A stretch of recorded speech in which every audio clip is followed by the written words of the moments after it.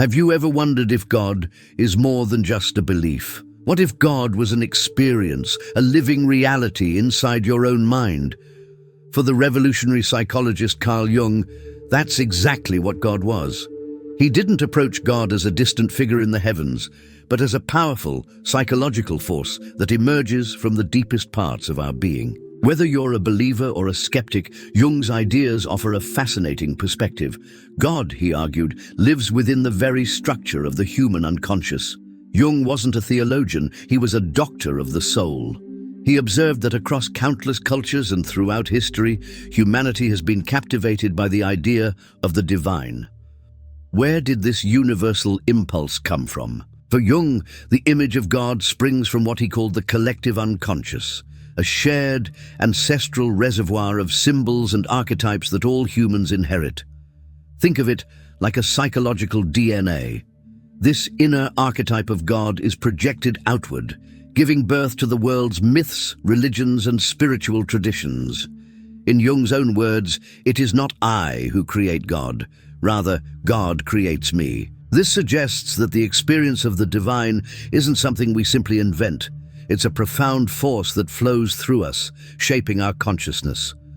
So, how does this inner God image affect us? Jung believed that encountering it is a vital step on the path to becoming a whole, integrated person, a process he called individuation. When you come face to face with this divine element within yourself, you're forced to reconcile your personal ego with something far greater and more transcendent.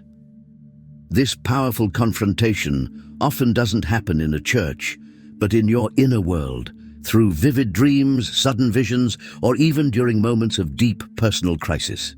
Jung saw these not as random hallucinations, but as symbolic messages from the self, the ultimate archetype of wholeness and unity.